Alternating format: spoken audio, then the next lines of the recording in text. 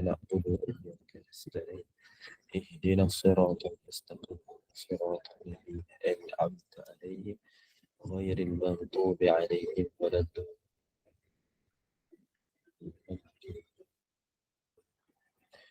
الحمد لله رب العالمين والصلاة والسلام على أشرف الأنبياء والمرسلين سيدنا محمد وعلى آله وصحبه أجمعين. من يهده الله فلا مضل له ومن يضلل فلا هادي له. أشهد أن لا إله إلا الله وحده لا شريك له وأشهد أن محمدا عبده ورسوله. اللهم صل على محمد وعلى آل محمد كما صليت على إبراهيم وعلى آل إبراهيم وبارك على محمد وعلى آل محمد كما باركت على إبراهيم وعلى آل إبراهيم في العالمين إنك حميد مجيد. اللهم افتح علينا حكمتك وانشر علينا من خزائن رحمتك يا أرحم الراحمين. رب اشرح لنا صدورنا ويسر لنا أمورنا واحلل عقدة من ألسنتنا يفقهوا أقوالنا. اللهم فقهنا في الدين وعلمنا التأويل. اللهم ارزقنا فهم النبيين وحفظ المرسلين وإلهام الملائكة المقربين يا فتاح يا عليم. افتح قلوبنا فتوح العارفين. سبحانك لا علم لنا إلا ما علمتنا إنك أنت العليم الحكيم. لا حول ولا قوة إلا بالله يا الله يا رحمن الرحيم. Berikanlah kepada kami kefahaman dalam menuntut ilmu pada pagi ini ya Allah. Permudahkanlah segala urusan kami, terimalah segala amal ibadah kami. Rahmatilah kami dengan rahmat-Mu, jauhkanlah kami daripada kemurkaan-Mu.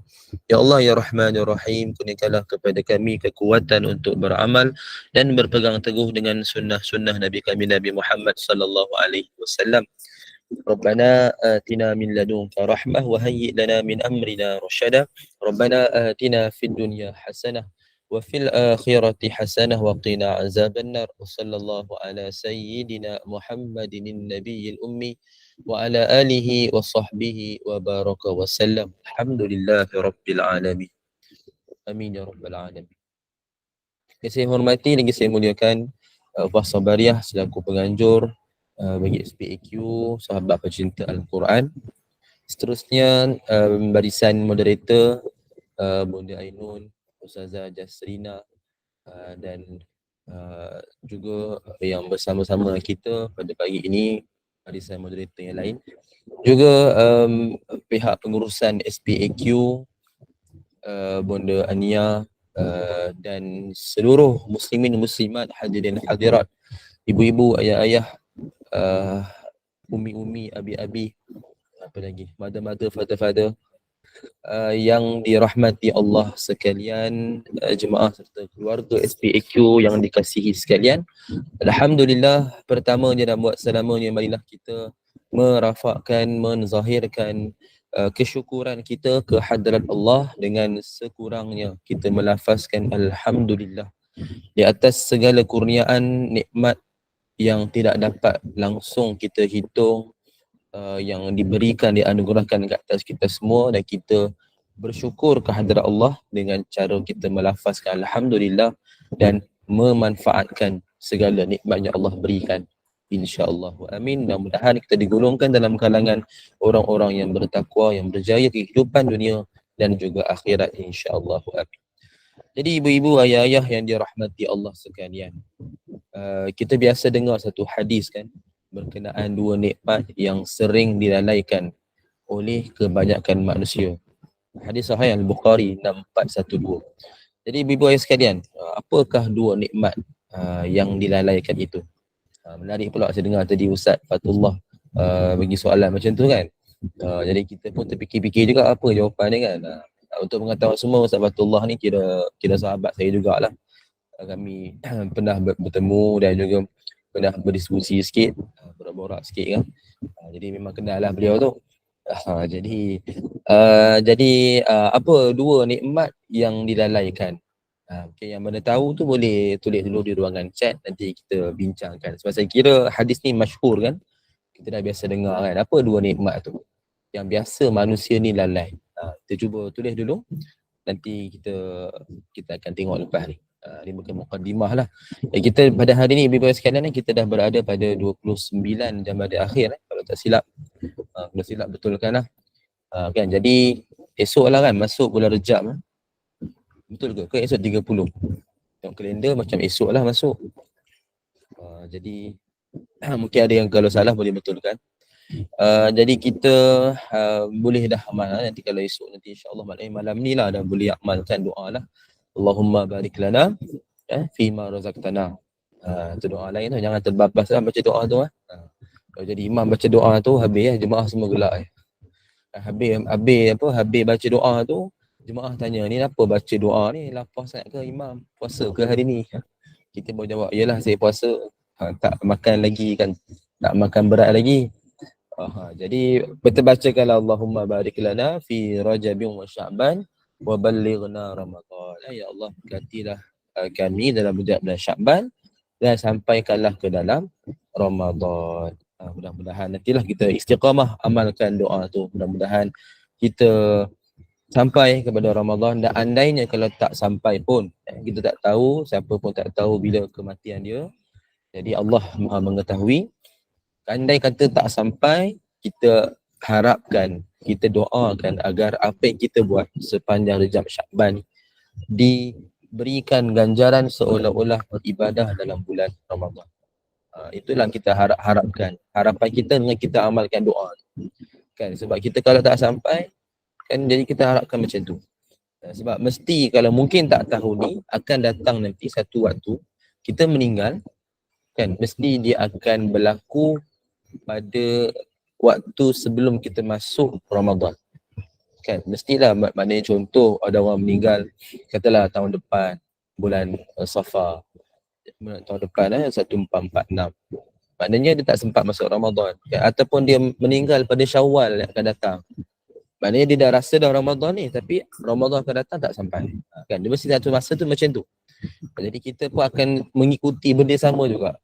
So kita harapkan sangat agar Allah memberkati kita dan Allah sampai ke kita, dan andai yang tak sampai pun kita dapatlah ganjaran seperti ibadah dalam bulan Ramadan insya-Allah. Jadi bimbingan sekalian, saya tengok tadi ada yang dah memberikan komen tentang dua nikmat iaitu kesihatan dan masa lapang, bonda latifah dan juga bonda jamaliyah yang baru letakkan. Jadi alhamdulillah betul, itulah dua nikmat yang kita lalai. Lalai ni bila kita dah hilang baru kita akan menyesal, baru dah mengadu, baru dah minta pada Allah. Kan itu maksud mudah kita fahamlah tentang ghafilin, orang-orang yang lalai ni. Bila dah tak ada baru nak menyesal. Kan, jadi orang yang lalai lah tu, leka kan. Dia di masa ada dia tak hargai, dia tak manfaatkan. Kan biasanya macam tu, dan janji Nabi pun macam tu. Kan dua nikmat yang kebanyakan manusia akan dilalaikan. Jadi kita jangan tergolong dalam begitulah, sama-sama kita ambil dan contoh macam sekarang ni, masa kita, kesihatan kita gunakan pada kebaikan. Kita nak macam ni lah, bukanlah kata setiap masa atas sejadah kan, tak adalah. Kita buat kebaikan. Kebaikan ni tak semestinya semata-mata ibadah yang khusus. Kita apa pun kebaikan kita buat kan, tolong orang ke apa, semua tu kebaikan lah tu. Kan kita apa je, yang penting kita melalui setiap masa kita ni dengan kebaikan kita buat. Ada manfaat pada kita, pada orang lain, macam tu. Kan mudah-mudahan lah kita sentiasa diberkati Allah. Ada yang komen juga Rejab hari Sabtu. Okey, saya tak check betul-betul lah mungkin kan. Mungkin hari Sabtu lah tu. Jadi masuk nanti je kita amalkan lah. Maknanya kalau Sabtu esok malam lah boleh amalkan dah doa tu. Jadi sebenarnya dah nak baca malam ni pun sekarang pun boleh sebenarnya. Tak ada masalah pun tentang doa tu. Dan ada benda-benda hantar bertanya tentang pendapat, saya tak nafikan, memang saya selalu tekankan tentang hadis dia adalah hadis yang dhaif, yang mana disebabkan perawinya yang ada yang mungkar. Tak nafikan memang itu adalah kenyataan. Cuma juga saya dah sebut dalam bab doa ni dia ada keluasan.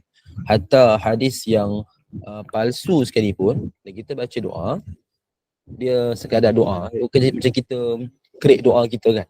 So tak jadi salah. Dia yang salah kalau kita kata oh ni doa yang Nabi suruh amal. Padahal dia dalam kategori yang mungkin palsu. Kategori hadis dhaif ni kena bagi tahu, dhaif, sebutkan ni adalah dhaif. Dan saya dah sebut dah beberapa kali sebelum ni kan, hadis ni memang dhaif. Tak nafilah. Tapi dari sudut amalan dia sekadar doa yang biasalah. Dia bab doa ni ada keluasan. Sebab buktinya kita sendiri pun akan doa secara bebas. Kan? Dia kalau yang ibadah lain tu dia tengok kepada keadaan. Macam mana tu, boleh tak kita buat ke apa ke, maknanya kita tinggalkan sunnah ke, bercanggah dengan sunnah ke. Tapi bab doa ni memang keluasan. Sebab tu saya selalu sebut, amalkan je lah doa tu. Daripada tak ada doa langsung apa-apa, kita tak pandai nak doa sendiri, doa je lah macam tu. Kan, yang mana doa yang kita harapkan agar sampai pada Ramadan. Kan, letakkan pengharapan tu kepada Allah. Jadi saya tak nafi, betul, memang betul. Seperti Bonda Nur Hantar kata, tapi dari bab doa ni tak ada masalah. Jangan sampai tak doa langsung pula dengan alasan kita hadis dhaif, betul tak doa langsung. Kan, terpulanglah nak doa yang tu pun boleh, nak doa sendiri pun tak ada masalah. Tapi nyatakanlah yang mana kita peluahkanlah kita tak sabar nak masuk Ramadan. Itu penting kan. Baik, jadi ibu ayah yang dirahmati Allah sekalian, kita teruskan dengan perbincangan adab. Mana kita Al-Arba'un Al-Malayuwiyah, hadis tentang adab, yang mana 40 bab hadis tentang adab. Kita masuk pada pagi ni adab yang ke-28, iaitu adab dengan jin. Adab dengan jin. Qala al-muallif rahimahullahu ta'ala wa nafa'ana bi ulumihi fi darain insyaallah amin. Syekh meriwayatkan hadis ini dalam bab ini daripada gurunya Syekhul Mutawaddi Abdul Rahman bin Jauhari dari Kedah dengan sanad yang bersambung kepada Ali bin Abi Talib radhiyallahu anhu. Beliau berkata, Rasulullah sallallahu alaihi wasallam bersabda yang bermaksud, tertutuplah aurat anak Adam itu daripada pandangan jin, sekiranya seseorang itu masuk ke dalam tandas dengan berkata bismillah. Ini hadis yang sahih Tirmizi 606. Baik ibu-ibu ayah yang dirahmati Allah sekalian, ini tentang adab dengan jin, dan kita pun tahu seperti dalam surah Al-Jin, surah yang ke-60 berapa tu? Surah Al-Jin, yang mana kita boleh faham ringkasnya, kesimpulannya, iblis ke syaitan ke, dia termasuklah dalam kategori jin. Maknanya di bawah pecahan jin tu. Dan kita sebut jin secara khusus, dia ada dua lah, Islam dan juga kafir. Manakala syaitan dengan iblis memang kufur kepada Allah, memang adalah kafir, musuh kepada Allah, musuh Allah, adu mubin, musuh kepada kita, musuh yang nyata.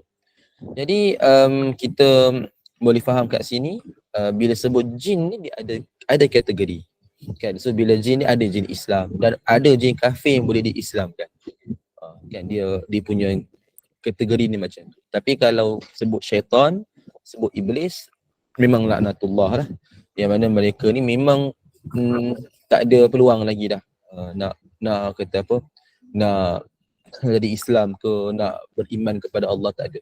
Dia jin ni ada kategori dia. Okay, baik. Jadi ibu-ibu sekalian, kita ni kita kena faham dunia kita dan dunia ataupun alam yang gaib, termasuklah kita tak nampak lah, malaikat, jin semua ni, dia ada perbezaan. Macam kita dah biasa dengar dalam hadis tentang sunnah, makanan yang kita tak makan, kita biar ataupun kita buang, akan dimakan oleh syaitan. Kan? So makan kat situ bukan makan tiba-tiba boleh hilang. Makan kat situ bermaksud keberkatan yang kita dapat daripada rezeki tu akan hilang, dimakan oleh syaitan. Kan? Kita dari sudut zahir bila kita anggap macam sekarang kita macam ni kan, apa yang kita buat ni semua syaitan jin nampak, dia boleh ikut. Tapi ada keadaan yang dia tak boleh nampak ataupun dihijabkan daripada pandangan dia. Antaranya bila masuk tandas, sebutkan nama Allah. Bismillah ni bukan dia dengan lafaz bismillah sahajalah. Dia maksudnya sebutkan nama Allah, dengan nama Allah. Dan kita tengok apa-apa doa pun mesti sebut nama Allah. Termasuklah doa kita masuk tandas. Allahumma inni a'udzubika minal khubuzi wal khaba'is. Kan, yang mana kita sebutkan doa ni, kita minta Allah berikan kita perlindungan daripada khubusi wal khaba'is. Maknanya syaitan-syaitan yang jantan dan betina. Jadi kita minta perlindungan. Jadi kat situ sebut bismillah pun boleh, ataupun sebut doa tadi pun dah adanya hijab. Adanya satu benteng yang mana kita tak nak kita ni bahasa mudah dia diskodeng lah, kan. Kita ni diskodeng oleh syaitan ke, jin kafir ke, Islam jin kafir ke ataupun iblis ke. Jadi kita tak nak kita ni diintai oleh mereka. Disebutkan nama Allah, kedatanglah perlindungan, maka mereka tak boleh nampak. Tutuplah aurat, maka dia tak nampak aurat kita. Dia nampak mungkin yang bukan aurat sahaja.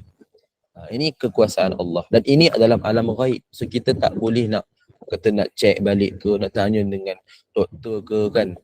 Doktor pakai jin ke kan.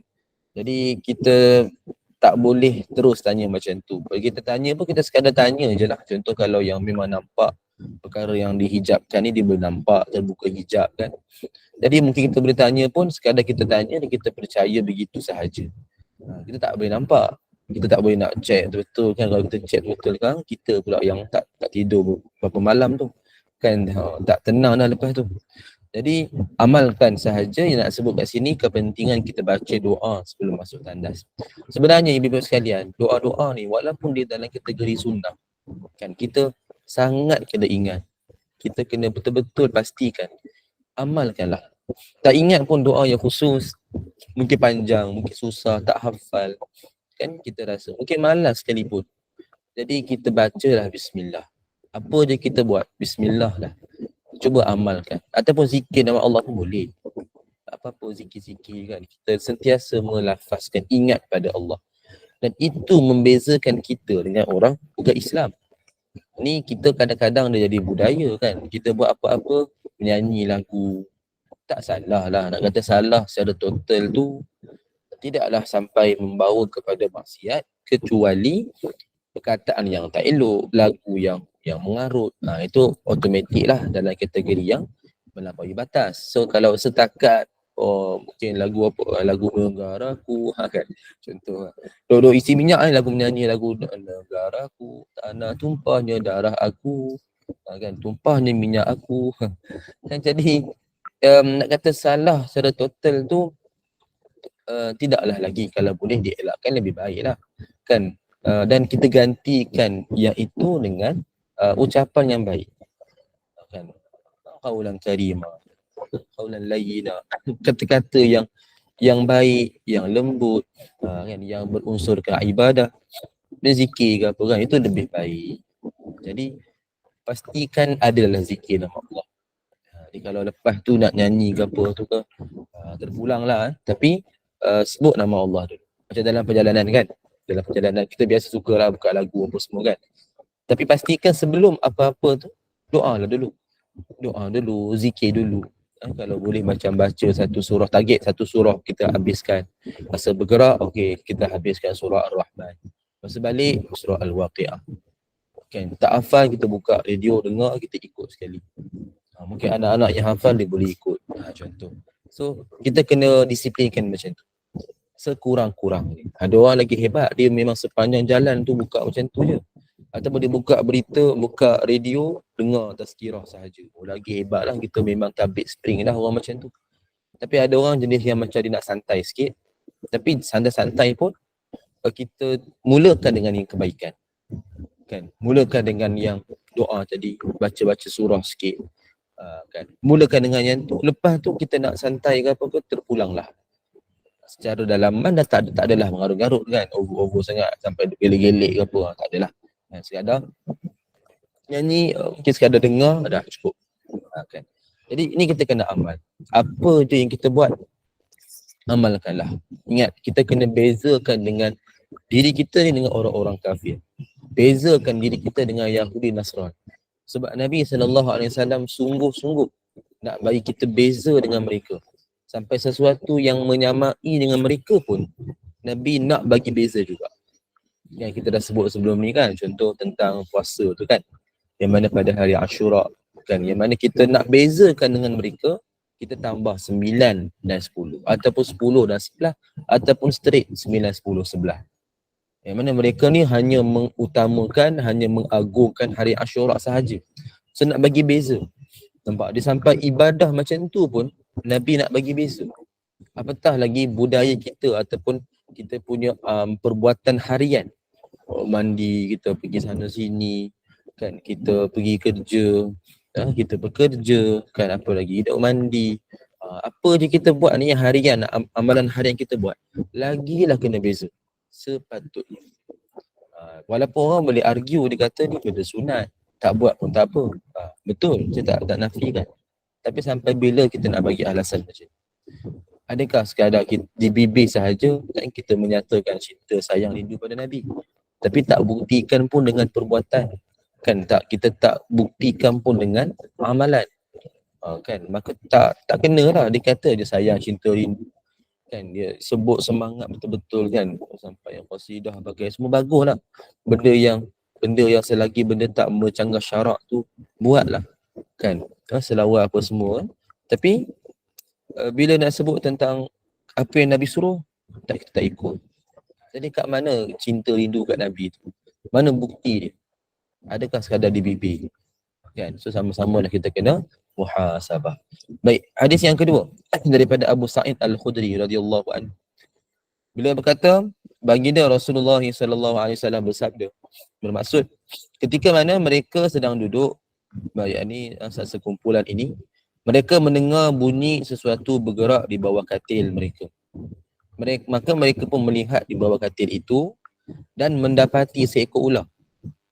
Hadis ini menceritakan kisah itu dengan penuh. Dan Rasulullah SAW bersabda, sesungguhnya pada rumah-rumah ini terdapat penghuninya. Sekiranya kalian melihat mereka, maka halaulah mereka sebanyak 3 kali. Sekiranya ia tidak pergi, maka bunuhlah ia kerana ianya kafir. Hadis sahih ni, riwayat Muslim. Jadi bimbang sekalian, apa maksud penghuni ni? Pada rumah-rumah ini terdapat penghuni. Penghuni ni daripada sudut sesuatu yang gaib, satu lagi adalah yang dijelmakan dalam bentuk haiwan. Kita tahu kan antara kelebihan jin, dia boleh menjelma dalam bentuk haiwan. Jadi betullah kadang-kadang kita kata kalau ada haiwan kat rumah kan, contohnya macam ular hitam ke apa, yang mana dia nampak agresif, dia boleh jadi tanda-tanda tu ada something lah, macam orang hantar santau macam tu kan, sihir ke. Jadi boleh jadi macam tu, dia boleh menyerupai seperti haiwan. Betul lah Nabi sebut kat sini kan, sekiranya kalian melihat mereka, maknanya nampak secara zahir ataupun dalam bentuk haiwan.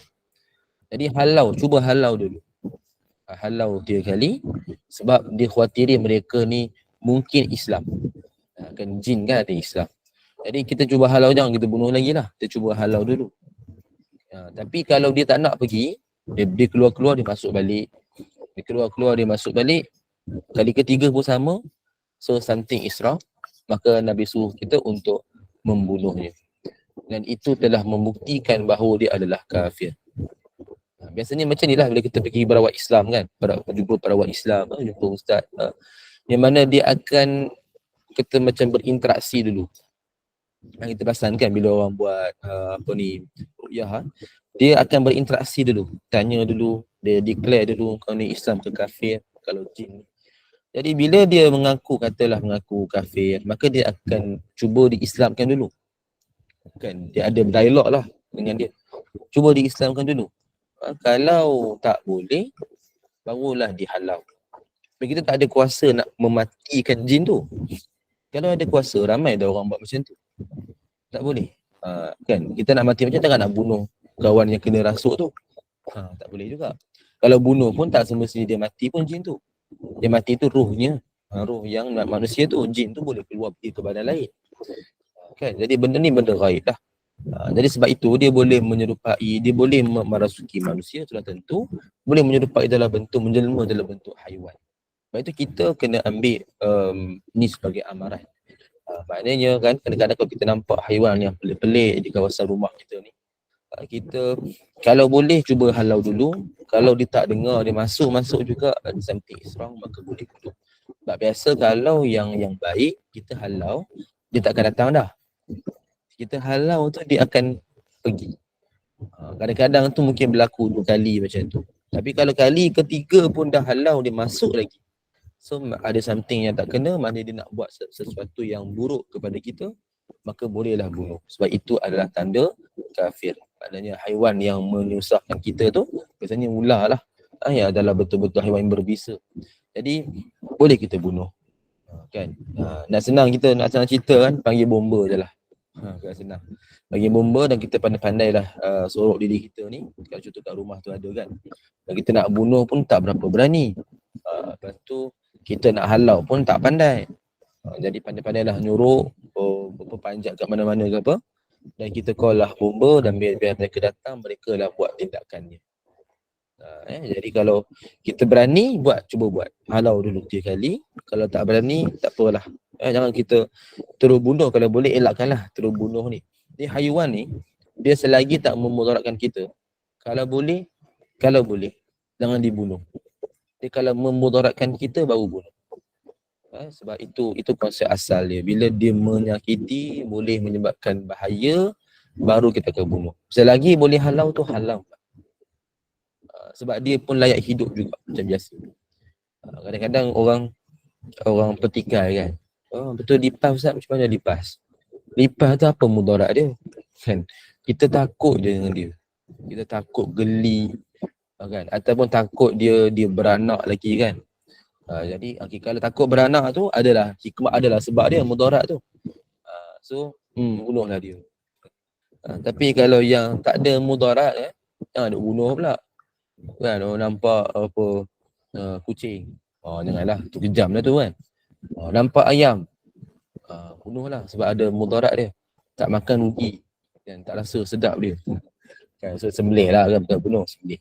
Jadi itu makna konsep macam itulah. Selagi tak ada mudarat kat kita, kan kita biarkan. Kalau ada mudarat, kita bunuh.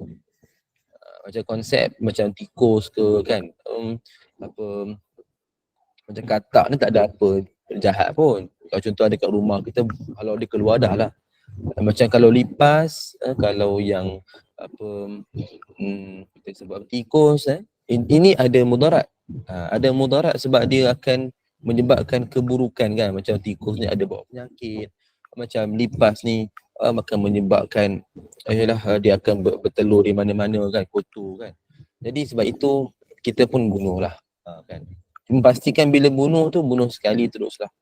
Bunuh sekali terus, jangan sampai kita menyakiti dia. Ini pun kalau boleh. Ataupun kita nak sakiti dia sikit untuk kita nak senang bunuh. Contoh tadi ada yang komen tadi tu. Kata pasal lipas tu kan. Kotor. Geli tak tengok memang nampak terus spray. Okey, spray ni, tentang spray. Spray sikit, bagi dia mungkin terbalik ke, bagi dia mungkin macam lemah sikit. Lepas tu ambil sniper kan, ngam pak kat dia. Kan kita hancurkan dia sekali, bunuh sekali je. Dia jangan sekadar kita spray, lepas tu kita biar, lepas tu dia guling-guling macam tu kan. Lepas tu kesian kat dia lah. Dia sebab tu kalau dalam bab kita hukuman bunuh, balas bunuh pun kan, mana ada dia sampai bunuh sampai dibiarkan macam tu, kita apa dia sakit macam tu, tak. Dia sekali bunuh, sembelih pun sama, perasan tak? Kan qisas ke, sembelih ke, kita buat sekali je. Sekali putuskan urat dia, maknanya kalau contoh sembelih, sekali putuskan urat merih dan halkum dia, dah selesai. Itu keluar darah, tapi kata urat tu dah putus. Dan urat dia yang mana menyebabkan kesakitan tu kita dah putuskan sekali. So keluar darah tu dia adalah kesan daripada yang dah disembelih. Lepas tu dia dah akan, kalau dia gerak pun maknanya itu sekadar penutup kepada kematian dia. Tak adalah kita menyakiti dia dulu, sakitkan dia dulu kan. Lepas tu kita kata nak bagi dia lemah. Lepas tu kita kepakkan kaki dia macam ni, bak sembelihan lah. Kalau sembelih yang besar lembu kan, kepakkan kaki dia lah, kita baringkan dia, betul kita tumbuk-tumbuk dia sikit lah. Alasan nak bagi dia lemah. Dia jangan gitu, kita ikat dan kita betul-betul pegang. Kalau setakat kita bagi dia duduk baring tu okey lagi. Ni jangan sampai kepak ke kaki, bagi dia sakit. So tak nak tu. Sama lah kita nak bunuh haiwan pun, macam lipas kan. Kita spray sikit nak bagi dia lemah, okey tak apa. Bagi dia lemah sikit, dan lepas tu dia lemah tu, cepat-cepat kita terus kita hempap dia dengan slipper kita. Kalau berani hempap dengan tangan, hempap dengan kaki. Kan. Dia jangan bagi dia sakit lama-lama. Dia bila dah gerak-gerak macam tu, betul dia terbalik, betul gerak-gerak, kita berbiar, kita spray lagi. Kejam lah tu. Kejam So kita matikan terus sekali. Bagi dia lemah sikit tak apa, lepas tu kita matikan terus. Kalau tak berani, panggillah jiran sebelah. Tak berani juga, panggil bomba. Cakap ada haiwan yang berbisa kat dalam rumah. Panggil bomba datang tanya mana ni? Hanya lipas ni. Bahaya ni, berbisa ni. Tak boleh menyebabkan saya mati nanti. Kan, so kita pun suruh dibunuh. Maknanya nak kata, jangan kita amalkan macam tu lah. Jangan sampai kita menyakiti haiwan tu.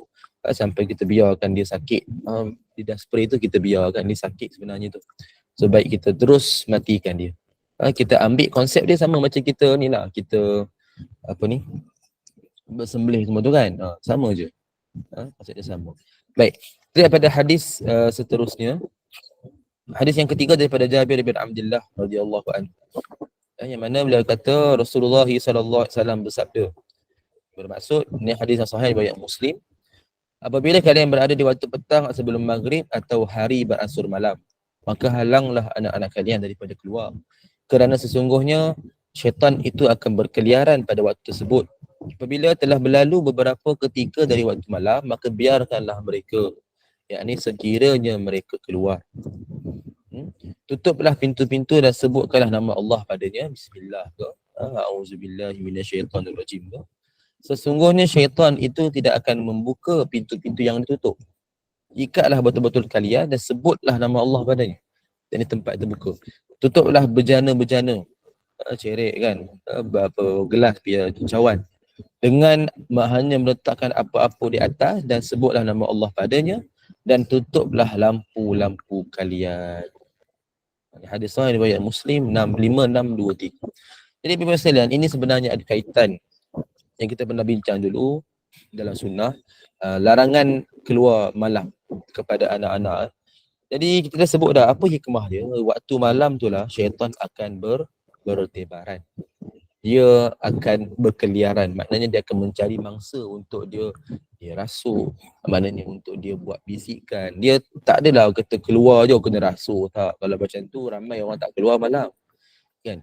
Dia pandai syaitan ni, dia akan buat hasutan, bisikan. Sebab tu biasa malam kita akan jadi lebih terdorong kepada benda-benda yang jahat.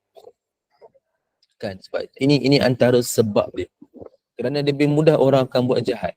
Betul, orang suka buat malam-malam ni, dia suka. Sampai kan kalau kita biasa dengar dalam ceramah tentang anti zina ke apa kan. Biasa juga penceramah tu motivator akan sebut kalau bermesej antara lelaki dan perempuan yang bukan mahram, elakkanlah waktu malam. Maknanya mesej yang terlalu private lah. Kan yang macam saya tanya khabar kan, apa khabar, buat apa tu. Lepas tu kita pun tanya mana tu, kat bilik, pakai baju apa, contohlah. So ini yang melampau tu, yang membawa kepada benda yang privacy. Kita pun rasa macam dia ni macam tanya khabar ni ambil berat. Kita pun jawab bagi tahu kan. Jadi boleh membawa kepada kejahatan. Malam-malam ni biasa berlakunya maksiat. Dan malam-malam adalah seronok sebenarnya buat benda-benda macam ni. Sebab itu kita kena hati-hatilah. Jadi sebab itu anak-anak ni dia lemah sikit daripada sudut kekuatan agama. Kan dia tidak, amal ibadat pun tak berapa banyak. Kalau ada pun mungkin tak berapa sempurna. Jadi dia lebih mudah terkena hasutan bisikan syaitan. Sebab tu kalau boleh elakkan waktu yang masa maghrib tu nak keluar tu elakkan. Tapi kalau beberapa lepas pada tu, kalau mereka nak keluar kan, kalau ada keperluan yang penting tu, maka tak apalah. Jadi kalau ada keperluan penting ni memang daripada maghrib, contoh memang nak pergi solat berjemaah, ada tuition ke apa, tak ada masalah. Sebut nama Allah, zikir banyak-banyak, lepas tu pergilah. Sebab kita nak buat benda baik. Ni kalau buat benda yang maksiat, buat benda yang melalaikan, kat situ tak ada perlindungan malaikat. Kita dah sebutkan sebelum ni dalam bab malaikat tu. Kita semua ada malaikat yang bernama hafazah yang menjaga kita. Selagi kita buat benda baik, dia akan menjaga. Dia akan melindungi kita daripada apa-apa keburukan. Selagi bila kita dah ada perbuatan, kalau niat tak apa lagi, perbuatan ke arah jahat, maka kat situ dah tak ada perlindungan malaikat. Dah tak ada perlindungan malaikat. So mudah kita akan terkena hasutan syaitan, bisikan syaitan. Kan? Kita on the way nak buat benda maksiat. Jadi kita pun dah buat benda maksiat. Jadi benda tu tak ada perlindungan malaikat. Malaikat ibu sekalian, kita akan terdorong kepada kejahatan. Kan sebab itu malam ni kalau boleh elak keluar tu lebih baik lah. Kadang yalah kata malam nak bersukan kan. Kadang jadi satu macam kebiasaan pada hari ini. Jadi kalau katalah perlu sangat pun kena ada disiplinnya lah. Maknanya janganlah selalu, jangan duk biasakan lah malam macam nak bersukan. Alasan kita pagi petang bekerja, malam kena bersukan lah. Oh, okey. Baca Quran bila? Kan tak fikir pula kan. Kita sebut solat sunat bila kan? Tak ada masa pula. Kan? Nak majlis ilmu bila? Tak ada masa pula. Tapi yang tu semua kita boleh buat. Kan sepatutnya lah kalau boleh malam ni antara maghrib isyak ni terutamanya kita disiplinkan dengan perkara yang baik. Baik baca Quran, majlis ilmu, terpulang lah masing-masing punya kaedah cara yang dia nak isi. Jadi orang dia senang datang masjid surau, ada pengisian, dia cuma dengar, dia cuma ambil manfaat. Lagi senang kan. Kita bawa lah sekali anak tu datang. Kan kita disiplinkan juga mereka ni. Kalau kata nak main sangat, letakkan disiplin, mainlah pada hari Sabtu Ahad, cuti kan. So main pada pagi siang, lebih sesuai ataupun petang. Lagi bagus. Lepas asar tu masa jogging ke nak bersukan, lagi masa sesuai untuk riyadhah. Berbanding waktu malam sebenarnya penat. Kan dan boleh berlaku kan kata apa istilah tu dia macam boleh jadi tiba-tiba kita blackout, kita boleh jadi pingsan kan sebab dia letih sangat, penat. So bila sampai ke malam ni sebab itulah jadi ke waktu rehat malam ni. Kita pula alasan kita kerja, belajar pagi petang, ke apa pergi universiti. Lepas tu kita biasakan pula malam bermain. Kan takut kita tak sebenarnya tak larat. Kita nak main kesukaan kita. Tapi bila kita tak larat, akhirnya kita paksa menyebabkan kesan yang buruk. Kan sebab itu kalau kita disiplinkan, kita akan nampak kat situ. Macam siang, pagi ni, lepas zuhur pun masa sesuai untuk kita buat perkara-perkara macam contoh belajar ke, kerja ke, buat yang kerja-kerja, yang belajar.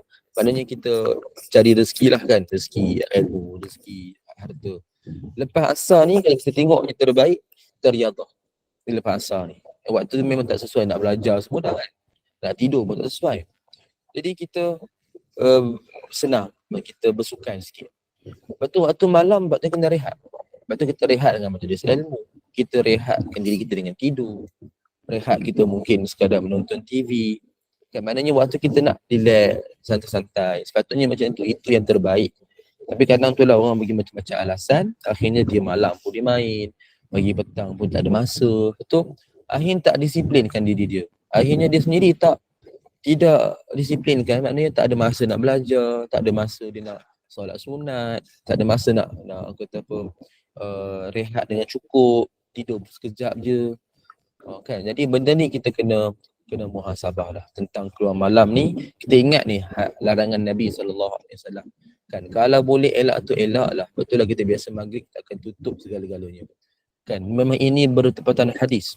Kan tutup pintu, tutupkan botol-botol tempat yang terbuka, cawan kelas ke, mungkin ada kolah ke, kan sebutkan nama Allah, tutup lampu bersama. Sebab itulah bila kita nak tidur malam, dia sama ada terbaik gelap ataupun kita buka lampu yang kecil, yang maknanya lampu yang kata apa sekadar cahaya sikit. Kalau memang rumah kita ataupun bilik kita tu memang gelap total, tak ada langsung arah cahaya yang datang, so kita buka satu lampu kecil yang ada cahaya sikit supaya kita dapat mudah nak gerak. Nak pergi tandas ke apa senang kita nampak sikit lah kan. Jadi kalau mampu gelap semua lagi bagus. Kan? Sebab tu kalau kita tengok daripada sudut kajian saintifik dengan doktor kan, kita tengok apa tentang tidur malam, apa yang terbaik? Sebenarnya gelap kan. Gelap tu lagi terbaik. Dia melakukan apa, satu proses tu, saya tak ingat istilah dia. Tapi gelap tu yang terbaik. Berbanding ada cahaya, dia proses tu jadi lambat sikit. Ada cahaya tu dia mengganggu sikit. Lagi-lagi kalau cahaya yang terang, benderang kan, tidur dalam terang, lagi dia lambat. Dia sepatutnya kena gelap. Sebab itu malam pun jadi gelap. Kan? Malam pun jadi gelap. Maknanya waktu untuk kita rehat, tidur, relax bermalam dulu. Kita nampak dalam hadis ni Nabi dah sebut benda-benda macam tu. So tinggal kita je lah yang kita kena faham, kita kena amal. Baik, kita lihat latar belakang bab Alam jin adalah sama seperti alam kita. Para jin terdiri daripada mereka yang kaya, tadi sebut tu hormon serotonin. Saya tak berapa ingat tu istilah, tapi itulah kan, dia kena gelap kan. Okay. Para jin terdiri daripada mereka yang kaya dan miskin, lelaki dan wanita, alim berpengetahuan dan jahil, soleh dan jahat. Namun begitu, mereka berbeza dengan manusia dalam beberapa perkara. Antara perbezaan ini adalah mereka melihat kita tanpa kita melihat mereka. Umur mereka biasanya panjang dan ada di antara mereka yang terbang dengan sayap. Mereka juga tinggal di bumi ini sebelum kita. Setiap manusia itu diutuskan padanya dua pendamping yang terdiri daripada satu malaikat dan satu jin. Seorang jin. Okey, yang ni menjadi satu persoalan kita lah tentang jin. Kemudian, pengajaran. Seorang Muslim kadang-kadang tidak beradab dengan adab yang baik dengan jin, sehingga menyebabkan dengan tidak sengaja, sehingga menyebabkan jin tersebut mereka terasa terganggu. Contoh, apabila seorang Muslim tidak menyebutkan nama Allah dalam setiap perbuatan, menampakkan aurat tubuh badan kita kepada jin dan tidak menghalang anak-anak keluar daripada rumah pada waktu terbenam matahari. Menyebut nama Allah adalah pemberitahuan kewujudan seorang mukmin kepada para jin dan pemberitahuan kepada mereka untuk berlalu pergi. Dia bila sebut nama Allah, mereka ni takut. Sebut nama Allah aja. Sebut nama Allah aja pun. Bukan kata bismillah ke, bacaan zikir Allahu Akbar, subhanallah ke, tak. Sebut Allah pun dah jadi takut dah. Sebab tu mereka tak berani nak mengganggu, kecuali yang jenis yang agresif lah. Bukan, sebab mereka pun berbeza. Bukan semuanya sama macam robot, tak. Dia berbeza ikut masing-masing. Dan dia sebab dia alam jin macam alam kita, cuma itulah nampak beza kan. Dia nampak kita tak nampak mereka. Dan mereka pun ada kaya lah, miskin lah. Kita tak boleh nak faham bagaimana yang mereka lalui. Cuma yang menarik, apa yang kita buat dia nampak. Itu yang kita rasa macam mana ni kan. Kita buat, mereka buat kita tak nampak. Kecuali yang orang buka, dia pakai hijab. Kan, itu pun nampak sekadar sini saja. Jadi, sebab itu kita kena sebut nama Allah. Itulah menjadi benteng kepada kita supaya tidak terkena gangguan. Sebab itu kalau kita pergi ruyah dengan para awak Islam, mana-mana pun, dia akan sebut nama Allah. Mesti akan sebut. Dia tak adalah disebut nama pelik-pelik. Kecuali kalau bukan para awak Islam lah, yang dukun ke tok umur tu. Mungkin dia boleh minta pertolongan dengan jin yang lain yang lebih kuat. Jin yang lebih taiko daripada jin yang ganggu kita tu, ganggu kawan kita ke apa. Kan. Jadi ibu-ibu sekalian, kita fahamilah benda ni, kita cubalah untuk amalkan. So, saya sebut tadi kan, kita tak ingat doa-doa dia, baca bismillah pun okey dah. Apa je kita buat, baca bismillah. Maknanya sesuatu perbuatan yang khusus. Kan, kita nak bergerak keluar, kita tak ingat doa dia, tak ingat tawakkaltu ala Allah, tak ingat bismillah. Okeylah, bismillahirrahmanirrahim tak ada pun tak apa. Bismillah pun okey dah. Sesuatu perbuatan yang berat lah. Nak keluar, okey, bismillah. Masuk kerja, bismillah. Nak mulakan kerja tu, bismillah. Kan? Sebut, kata pun nak zikir nama Allah, boleh tukar sikit. Allahu Akbar, subhanallah, astaghfirullah. Yang penting sebut nama Allah. Itulah membezakan kita dengan orang bukan Islam. Dia kalau paling-paling pun sebut nama Allah sahaja. Kalau nak sebut pun, dia tak sebut benda-benda lain. Tak iktiraf Allah sebagai Tuhan. Dia tahu Allah tu ada, tapi dia tidak iktiraf sebagai Tuhan. Sebab itulah kita kata, kalau orang yang, katalah orang Kristian ke, orang siapa-siapa pun, yang dia percaya Allah tu ada, kan, dia percaya Allah tu ada, kita akan fikir macam, dia macam dah jadi Islam ni, dia percaya Allah tu ada. Macam Kristian lah antara yang paling relevant kan. Tapi apa syarat syahadah? Dia kena mengakui Allah sebagai Tuhan. Nampak kan? Asyhadu an la ilaha illallah. La ilaha illallah. Tiada Tuhan disembah melainkan Allah. Dia kena mengaku Allah sebagai Tuhan. Jadi kalau orang Kristian yang percaya Allah tu ada, Allah tu wujud, Allah tu Esa, disebut nama-nama nama-nama sifat-sifat bagi Allah, nama-nama Allah pun disebut kan. Tapi percaya tak sebagai Tuhan? Tak percaya. Iktiraf tak sebagai Tuhan, yang tak sembah yang lain dah. Kalau ada orang dia percaya juga, dia kata okey, percaya Allah ada Tuhan. Dan memanglah dalam Trinity pun ada kan, Allah sebagai Bapa Tuhan. Tapi ada tak Tuhan yang lain? Kan, dia sebab apa tak ada Tuhan yang disembah melainkan Allah. Allah je satu. Allah je yang disembah. Ada tak Tuhan lain? Ada. Lepas tu dia tak jadi Islam lagi. Walaupun dia percaya Allah tu ada, walaupun dia jadikan Allah tu Tuhan, tapi dia dah sembah dalam masa yang sama Tuhan yang lain. So dia tak jadi Islam. Kan? So kita nak bezakan dengan mereka. Kan? So amalkanlah ucapan ini ataupun zikir ini. InsyaAllah. So ini yang pertama. Yang kedua, ruqyah paling pendek yang untuk memelihara diri dan keluarga adalah apa yang diberitahu oleh Nabi SAW kepada Abdullah bin Khubayb radhiyallahu anhu. Iaitu dengan membaca 3 kul. Ni ruqyah simple yang kita boleh buat sendirilah. 3 kul 3 kali pada waktu pagi dan petang. Pagi 3 kali, masa mula-mula pagi kita boleh amalkan. Petang pun 3 kali.